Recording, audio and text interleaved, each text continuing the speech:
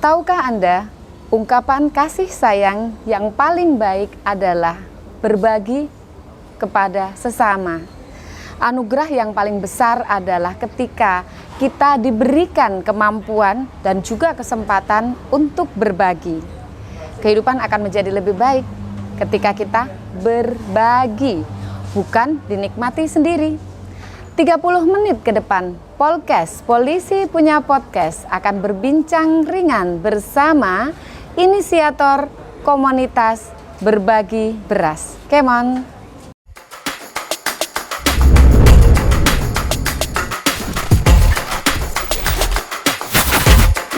Podcast Polda Jogja.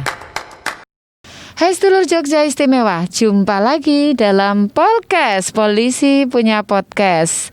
Seperti tadi yang kita sampaikan, kita akan berbincang-bincang santai bersama seorang anggota Polri.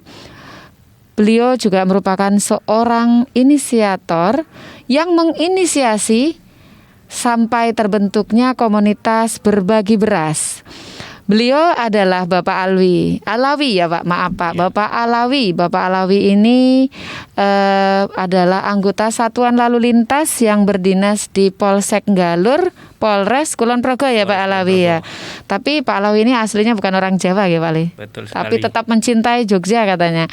Oke, Pak Alawi, sebelum ini bisa dibuka sebentar aja biar masyarakat Jogja tahu bahwa ini loh Pak Alawi, Bapak polisi kita.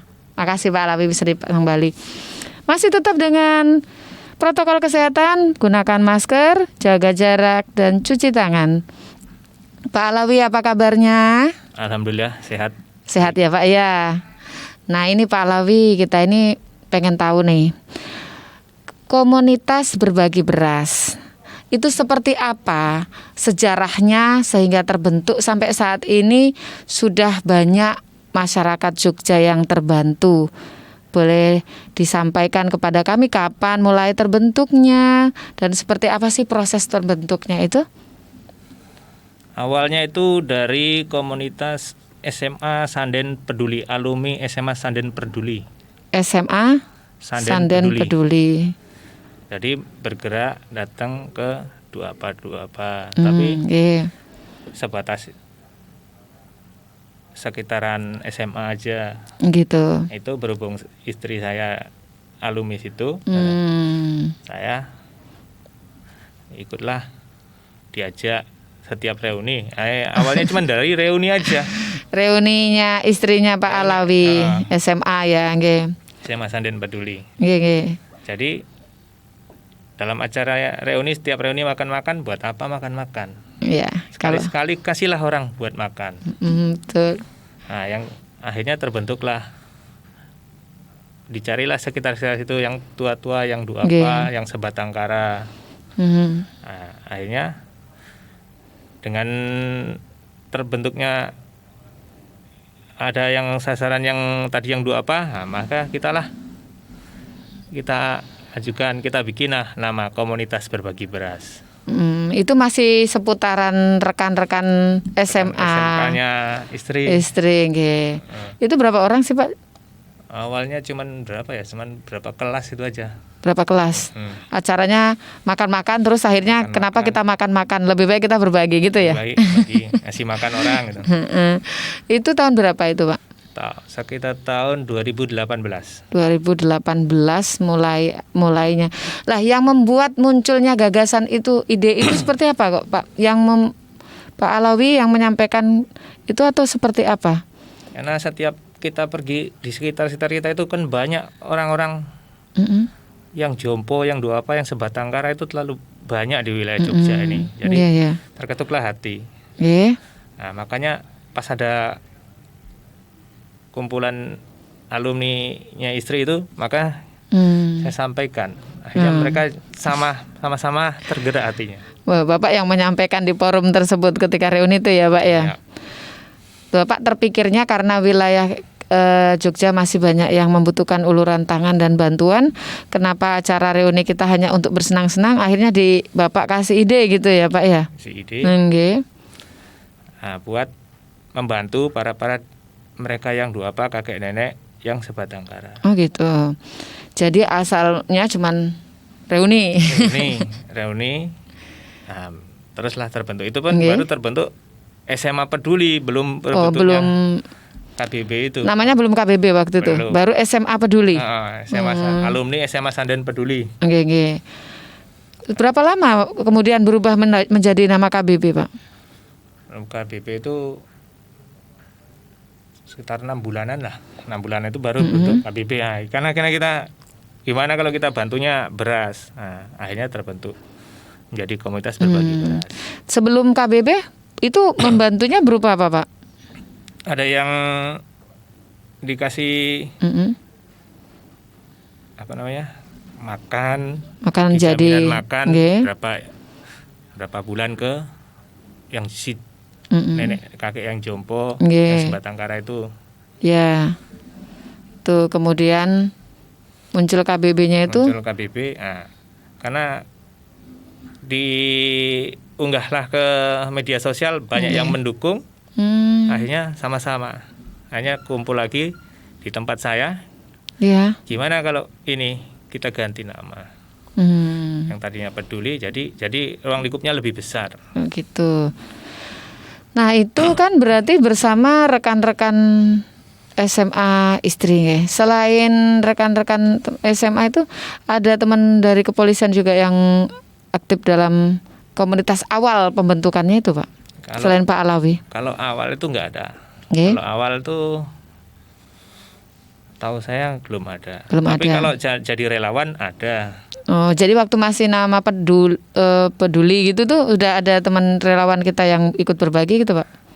Teman relawan ada dari awal bareng sama saya. Oke. Kemudian setelah menjadi komunitas, oh ya, sebelum jadi komunitas berbagi beras, Bapak kan memilih kalimat berbagi beras. Kenapa nggak berbagi sembako, Pak? Lebih banyak jenisnya gitu. Kalau beras itu kan bisa tahan lama. Misalnya orang kalau sudah punya beras rasa sudah aman, sudah nyaman hatinya. Nah, bisa. Walaupun cuman kita membantu cuman 5 kilo, mungkin kalau mereka sebatang kara bisa bertahan sampai 10 hari saya pikir. Iya, gitu. 10 hari bisa bertahan. Kalau telur juga nggak bertahan, Pak? Kalau telur itu gampang pecah. Oke, takut dalam ini ya ini. Oh, jadi memang dasarnya karena beras itu lebih kuat atau bertahan lama dan juga merupakan bahan pokok pangan orang Indonesia khususnya. Jadi, nah itu kan keinginan dan pikiran Bapak waktu itu. Terpikir nggak Pak ketika memberi usulan itu kemudian mereka tidak tertarik atau menolaknya gitu? Pada waktu itu ya saya masukkannya ke istri, jadi istri yang kita kemurin. Pokoknya idenya diserahkan ke istri, nanti istri yang nyampaikan ke forum. Betul. Gitu ya. Tapi luar biasa loh Pak. Jadi kan bukan alumni situ tapi bisa. Ya. Jadi waktu sudah peduli itu kan udah jalan ya, kata Bapak tadi pembagiannya udah belum beras, masih macam-macam gitu. Terus memilih beras sebagai pokok yang diberikan kepada masyarakat yang membutuhkan. Itu pemikirannya seperti apa yang mendasari beras? Tadi beras alasannya karena tahan lama. Apakah Bapak yakin orang makan cuma dengan beras dok nasi gitu Pak? Ya, karena mayoritas masyarakat kita ini kan beras yang dipilih. Pada waktu tahun 2018-2019 itu saya rasa mencari beras itu agak susah. Oh gitu. Itu yang mendasarinya ya Pak ya. Harga berasnya pun masih di atas 10.000 pada waktu itu. Kalau sekarang harga beras sudah agak turun. Karena harga beras saat itu juga tinggi ya Pak tinggi ya. Saat itu. Terus setelah diputuskan jadi komunitas berbagi beras, awalnya itu terus seperti apa kegiatannya?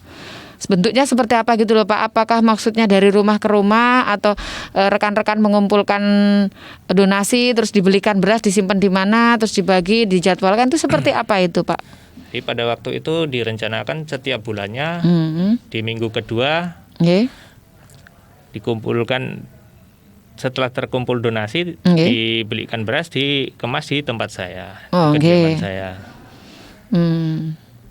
Setelah masa donasi itu kan diunggah ke media, di medsos terus. Nah, setelah terkumpul anggarannya itu, barulah kita belikan. Ikan beras kita packing di rumah semua. Oke.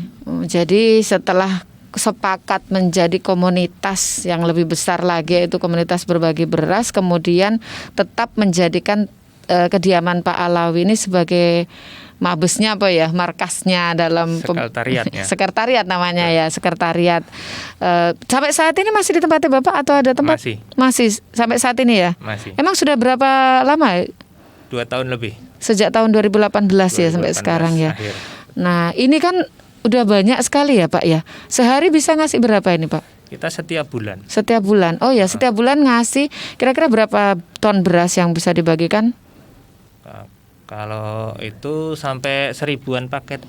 1000-an paket. Nah, satu paketnya berapa itu? 5 kilo. 5 kiloan ya. Itu diberikan kepada siapa aja ya? pada lansia, duafa, sebatang kara, terus orang-orang yang hidup tanpa penanggung di atas usia 60 tahun, yatim piatu, dan lain-lain. Itu bersyarat berarti ya? Syarat. Karena kalau enggak nanti enggak tepat Semua sasaran ya mengajukan, Pak ya. Betul banget ya. Nah Pak, ini kan sudah bukan komunitas yang kasarnya abal-abal, tapi benar-benar komunitas yang sangat besar dan bisa dipertanggungjawabkan. Sampai saat ini untuk perizinannya gimana? Apa sudah punya perizinan atau gimana? Alhamdulillah perizinan sudah diurus, sudah keluar tahun 2019 dari Kemenkumham. Kemenkumham. Berat susah nggak Pak itu ngurusnya Pak? 6 bulanan. 6 bulanan ya? Betul. Berarti kalau sudah ada pengurusan seperti itu kan ada struktur organisasi juga ya Pak? Betul. Kan? Nah di situ Bapak sebagai apa? Saya sebagai pengawas. Sebagai pengawasnya. Istri saya di struktur sebagai ketua. Oh, istri yang jadi ketua, Bapak jadi pengawasnya. Nah, ini teman-temannya istri sampai sekarang. Nah, itu kan ya berjalan berproses, sudah dapat juga izin ya secara resmi, berarti sudah bisa dipertanggungjawabkan. Nah, apa yang kemudian ini kan awalnya reuni, kemudian membesar. Nah, sekarang selain teman-teman reuni, teman-teman SMA, istri, apa sudah mulai banyak masyarakat juga yang melibatkan diri dalam komunitas ini? Masyarakat juga banyak ikut jadi donaturnya. Donatur. Nah, terus sekitar-sekitar saya juga ikut membantu. Jadi waktu packing itu mereka ikut. Pokoknya ikut ikut sama-sama gitu. Namanya Walaupun nggak digaji gitu ya. Betul. Okay. Gotong royong. Gotong royong. Okay. Nah itu menyenangkan sebenarnya ya Pak ya, bisa berbagi. Dan sekarang Pak Alawi menjadi pengawasnya sampai sekarang ya Pak. Termasuk dalam perizinan juga Bapak dimasukkan dalam pengawas. Perizinan saya dari pengawasnya. Pengawasnya, oke. Itu beras masyarakat yang menjadi pendonor tetap, pendonor ya Pak ya namanya ya. Itu kok bisa sampai memberi respon seperti itu? Awalnya tetangga Bapak gimana Pak? Waktu awal ini kalau udah jalan kan udah pada tahu, tapi awal-awal kok sering sih di rumahnya Pak Alawi itu orang rame-rame ngumpul-ngumpul beras, itu seperti apa respon masyarakat setempat dan ini tetangga-tetangga? Awalnya itu mereka pada bingung kok banyak mobil yang parkir ngambil beras itu. Iya ya. Apa ada bantuan sosial atau apa? Semua pada tanda tanya. Iya ya. Saya juga perlu beras buat ini, cuman kalau masuk kriteria kan nggak masuk, saya bilang itu. Jadi ini loh kriterianya duafa sebatang kara. Kalau duafa sebatang kara saya masukkan, tapi berhubung ini ya saya cuman bisa ya nunggu, saya bilang itu. Kalau nunggu umurnya, nunggu kan masih punya anak, berarti kan nggak masuk kriterianya. Gitu. Setelah itu mereka akhirnya tahu, oh setiap bulan ada yang kumpul, akhirnya tahu mereka, oh ini ada komunitas. Nah, barulah komunitas itu kita pasang nama, baru kita langsung anduk itu komunitas berbagi beras. Akhirnya masyarakat mereka baru tahu, tadinya cuma tanda tanya apa ini ngambil beras. Kok setiap bulan mesti banyak kendaraan bawa beras, ngambil beras gitu ya. Awalnya juga karena tempat saya itu juga mereka kan jualnya ke saya. Dekat ini tetangga sekitar Tetangga Bapak itu sekitar, juga ini ya jual. produknya ini. Kita beli dari masyarakat sekitar. Oke. Dengan harga yang sesuai. Harga sesuai. Harga pasar berapa ya sesuai. Berarti juga termasuk membantu tetangga dan masyarakat setempat. Malah mereka tidak usah repot mencari pembeli gitu ya, tapi justru sudah langsung bisa ditampung dari tempatnya Bapak ya. Betul. Nah itu kalau misalnya Pak, itu kan awalnya baik strukturalnya maupun pelaksana kegiatan langsung kan masih sekitaran orang-orang yang terlibat dalam tetangga maupun teman-teman dari istri yang juga notabene-nya adalah bagian dari komunitas itu. Kemudian bisa sampai orang lain yang tidak ada kaitannya itu masuk, itu mereka dapat infonya dari mana ya Pak? Dari media sosial. Memang dari awal sama sudah menggunakan Langsung media di media sosial di Facebook sejak awal ya Pak ya. Sejak tahun 2018 itu sudah. Oke. Jadi sejak 2018 memang sudah diniatkan untuk dibesarkan gitu ya Pak ya. Betul sekali. Karena secara geografis wilayah Jogja ini saya lihat rawan bencana. Jadi kan kalau kita nggak bergerak, awalnya kita dari apa? Mungkin ke depan kita juga udah bentuk rekening siaga bencana. Ada juga sudah. Selain bagi beras. Nah, selain berbagi beras, rekening berbagi beras sudah kita bentuk rekening siaga bencana. Itu sejak kapan? Kemarin sekitar 2019 kita ininya. Nah itu selama kegiatan ini Pak Alawi kan tetap melaksanakan giat tugas sebagai anggota polisi ya. Masih. Itu tidak mengganggu pelaksanaan tugasnya juga? Kalau saya tugas ya tugas, waktunya di senggang di itu ya sempatkan. Ya, yang pasti ini sudah punya seksi-seksinya tersendiri gitu ya Pak ya. Betul sekali. Ada tugasnya masing-masing ya. Nah ini kan udah besar ya Pak ya komunitasnya. Setiap bulan juga membaginya udah banyak. Selain bantuan relawan baik membantu tenaga, apakah ada pekerja yang Bapak pekerjakan di situ yang memang harus dibayar atau diberi honor? Kalau dalam komunitas tidak ada. Tidak ada ya, murni memang sukarelawan semua ya. Baik yang membaginya ke para sasarannya tersendiri, juga orang-orang di sekitar Bapak yang bantu packing-packing itu ya. Tidak ada dibayar. Nggak ada yang dibayar. Betul. Plus murni donatur dari para pendonor itu. Donatur para pendonor cuman kita buat beli beras sama beli plastik, sablon, antara lain itu aja. Nah. Sampai kapan dari sejak tahun 2019 ya yang mulai ganti nama menjadi komunitas itu ya? 2018 udah masuk. Udah. Karena perizinan kan keluarnya izinnya itu 2019. Tapi 2018 udah masuk, kita udah sablon KBB semua. Sudah berproses terus-menerus sambil menunggu perizinannya ya Pak ya. Kenapa sampai terpikirkan mengurus perizinannya? Ya biar kita nggak kayak abal-abal kita. Pokoknya kita resmi berbadan hukum. Niatnya kita bantu masyarakat. Iya, betul. Nanti jadi ini ya Pak, salah paham orang. Nanti ada penggunaan anggaran dari donatur disalahgunakan kalau nggak ada ini ya. Pokoknya insya Allah amanah. Amin. Sampai saat ini para pelaksananya atau yang bertanggung jawab di masing-masing bagian itu masih termasuk rekan-rekan dari istri? Atau sudah ada orang di luar itu yang menjabat atau mengusulkan saya membantu kemudian dipilih sebagai itu? Apa dari sejak awal pembentukan struktur organisasinya masih orang-orang yang memang ini di bidang itu, atau ada yang sudah ada orang luar gitu Pak?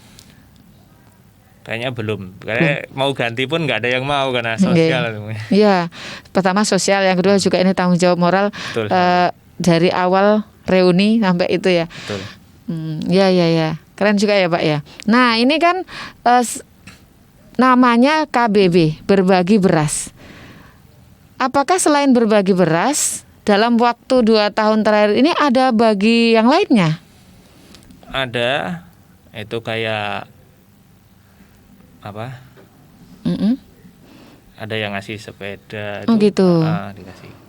Menyalurkan hibah sepeda. Ya. Terus kayak pampers 2 apa itu yang sakit. Nah itu kita Nah, kasihkan. ini menarik nih Pak. Kalau pertamanya jelas namanya juga udah jelas, berbagi beras. Tiba-tiba ada yang menghibahkan baik popok maupun mungkin juga kursi roda gitu ya Pak ya. Ada.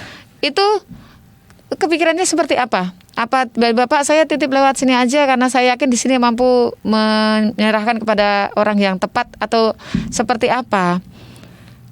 Namanya kan jadi lain gitu Pak. Berbagi beras jadi berbagi sepeda, berbagi ini. Karena kita yang ke lapangan itu menjumpain seperti itu. Oh ya. Nah, sambil ini udah apa? Sakit nggak bisa jalan, otomatis kan kita kita anggarkan sendiri. Terus kita cari donatur lain gimana gitu. bisa bantu ini enggak. Kebetulan banyak juga. Jadi ceritanya hasil survei lapangan. Survei lapangan ketemu yang butuh sepeda, yang butuh ini, baru di-share di media sosial. Siapa aja yang mau berbagi dalam bentuk seperti itu ya Pak ya. Berarti ada yang datang membawa uang, tolong diberikan sepeda aja atau seperti itu, atau para pengurus sendiri yang mengarahkan anggaran ini sesuai kebutuhan lapangan. Semuanya itu misalnya 1 bulan ini kita anggarkan dua kursi roda. Nah, kita kursi roda nanti dari uang tadi itu donasi itu sisanya dari kursi roda misalnya 2 ya 2. Berarti bukan karena sesuai kebutuhan di lapangan. Misalnya kalau ada yang butuh 3 ya tetap 3 belinya. Ngantri lagi. Nanti kan misalnya yang tadi itu maaf aja. Kalau yang tua maaf karena meninggal atau gimana kan bisa kembali. Gitu. Kita bersihkan. Semua udah sterilisasi, udah steril, baru kita kasihkan lagi. Kalau masih layak dipakai. Tapi kalau masih digunakan misalnya memang karena kebutuhan, ada anak yang tidak bisa ini, ya terus menerus itu akan menjadi digunakan sama anak itu ya. Kalau sepeda hibah, kalau kursi roda dicatat, tercatat. Dipinjam gitu ya.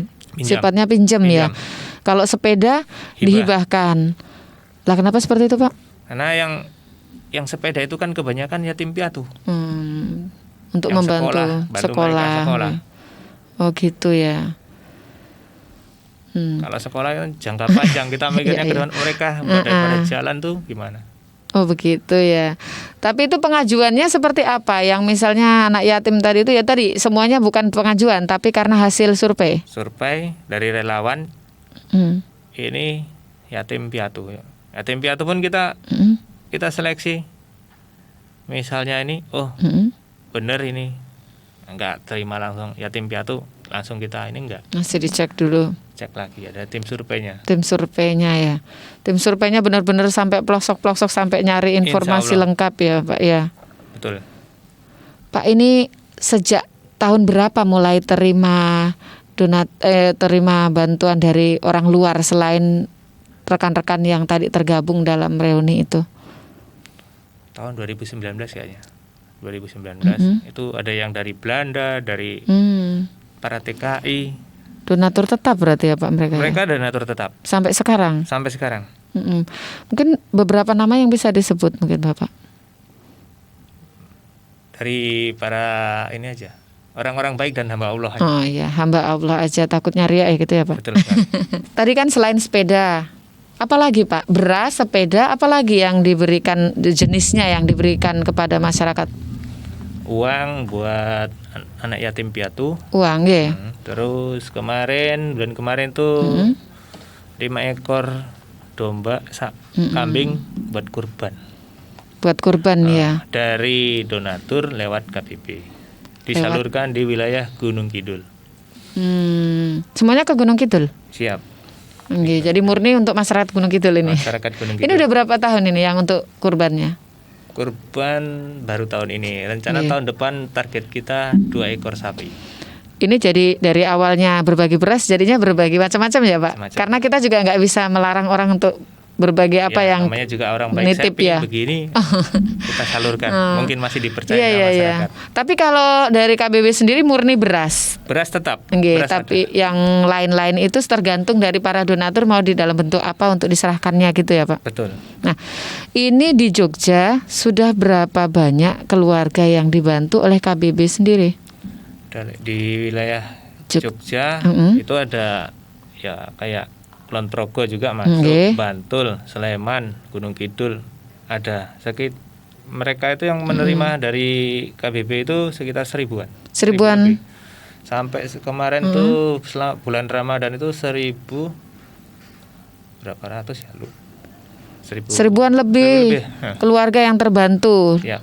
Itu yang pembagian beras. Selain itu yang dibantu uang juga untuk uang itu rata-rata 30 orang. 30 orang setiap bulannya ya Pak ya. Dengan orang-orang yang sudah lulus survei. Itu bisa bukan misalnya si A terus si A terus kalau kita ganti lagi. Ini setiap bulan bulan rata-rata 30 orang. Rata-rata 3 bulan mereka terima kembali gitu ya. Banyak ya. Jadi awalnya beras tapi akhirnya para donatur menyesuaikan, Pak saya minta ini, saya dibantu ngirimi ini gitu ya. Betul. Menyesuaikan dengan mereka ya. Saya kira itu KBB sendiri yang merubahnya. Sampai mau tak tanyakan, mau ganti nama nggak Pak? Insya Allah. Insya Allah. Karena izin kita kan komunitas berbagi beras.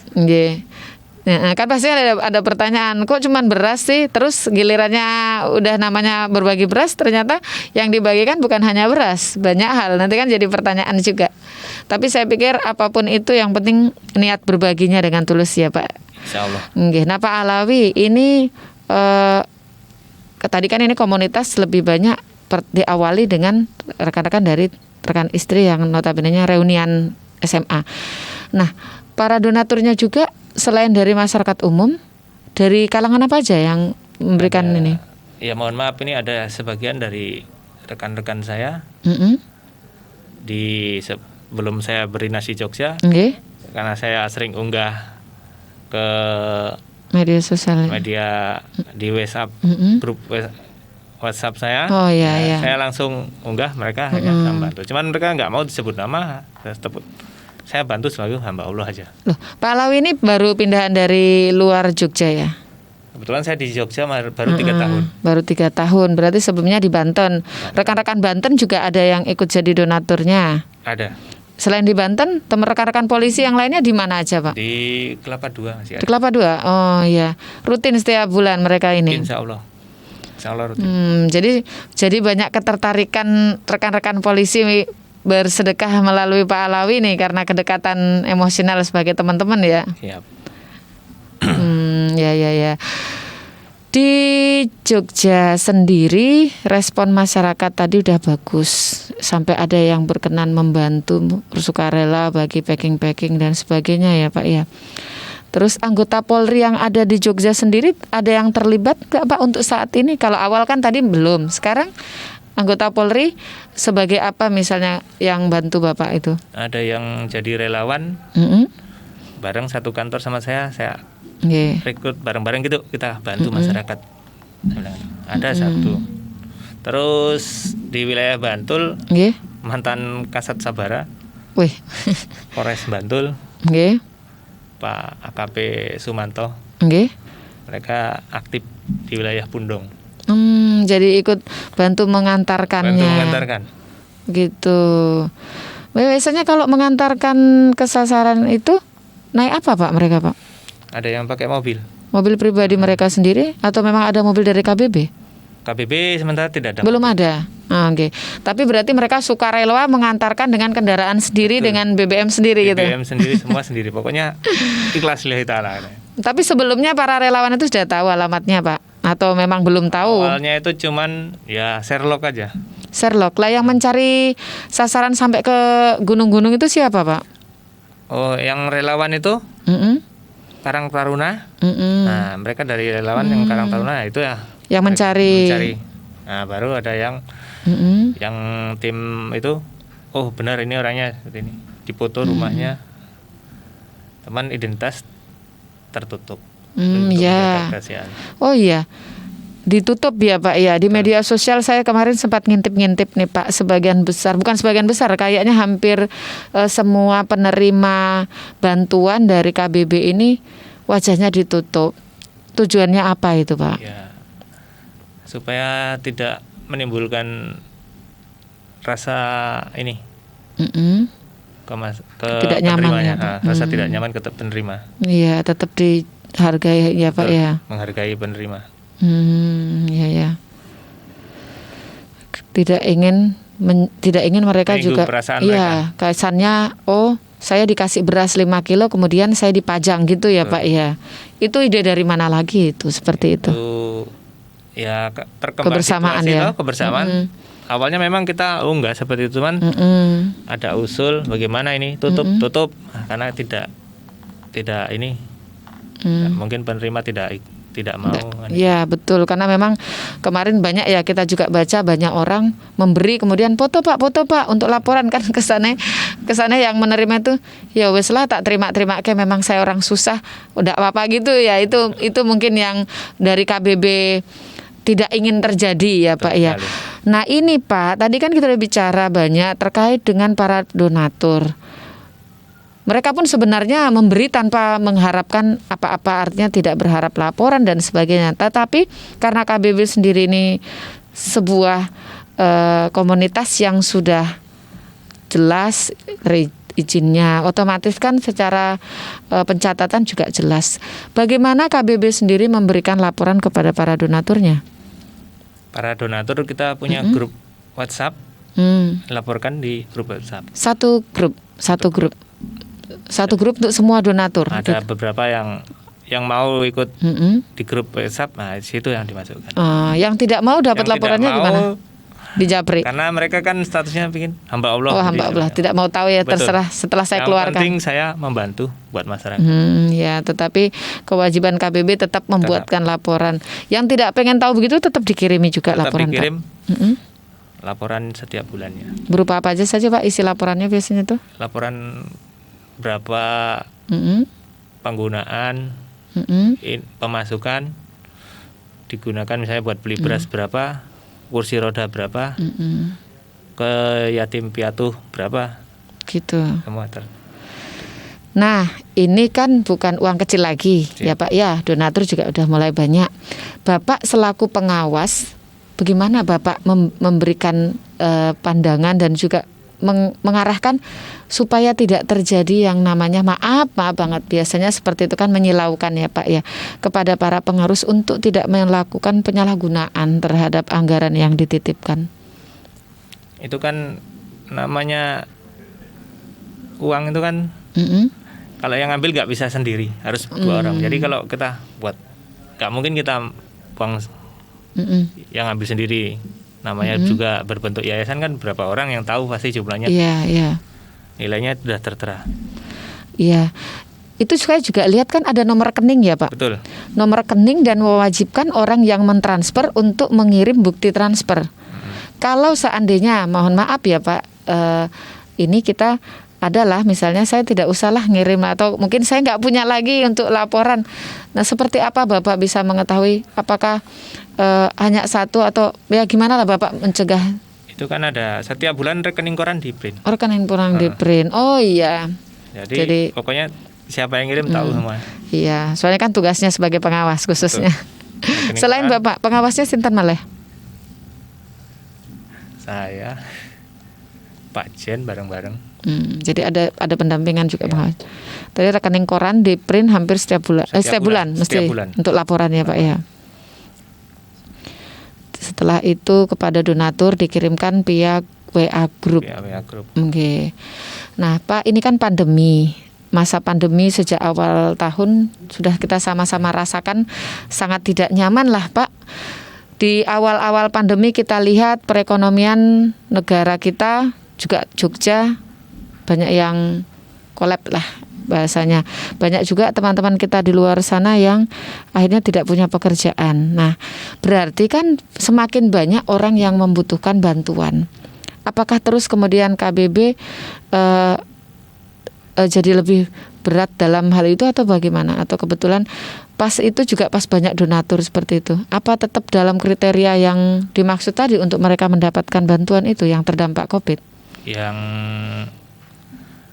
penerima bantuan tetap para duapa Manula Sebatangkara, nah itu tetap. Kalau memang ada kelebihan dari yang tadi itu anggaran, baru kita cari yang dapat. Jadi dengan kriteria tetap di atas umur 60 tahun. ya. Artinya konsisten tetap kepada sasaran dengan kriteria awal yang dimaksud, Betul. tetapi tetap juga memberikan bantuan dari kelebihan anggaran yang ada pada bulan tersebut ya Pak ya, dengan tetap melihat kondisi yang sebenarnya ke lapangan gitu. Nah ini juga kan anak-anak sekarang nggak sekolah nih Pak, tatap muka, adanya daring. Apakah anak-anak yatim yang jenengan bantu atau beberapa ini yang merasa saya nggak bisa daring karena nggak punya HP atau gimana, pernah nggak Pak ada yang seperti itu? Selama ini kayaknya belum kepikir ada gitu ya. sayanya. Pernah kepikiran mungkin mau bagi HP gitu? Mau bagi HP ya terlalu besar anggarannya. Nanti yang lain iri nanti takutnya. Oh gitu.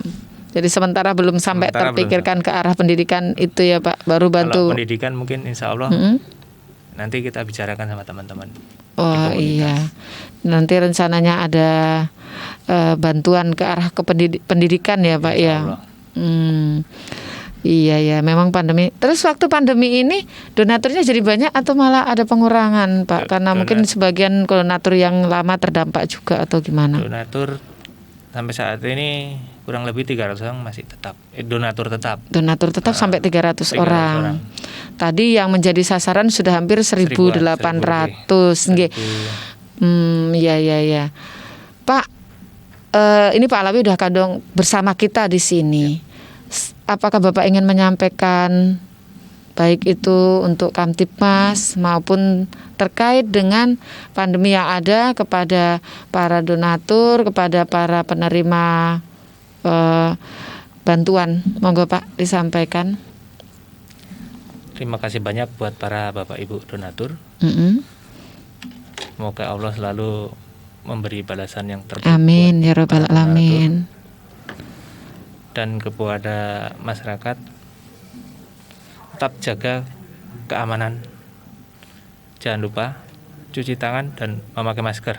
Tambah satu lagi Pak, jangan lupa kalau pengen berbagi, KBB siap membantu. Siap. Gitu ya Pak ya. Siap. Nah, KBB punya nomor rekening, silakan buka Facebooknya dengan nama apa Pak?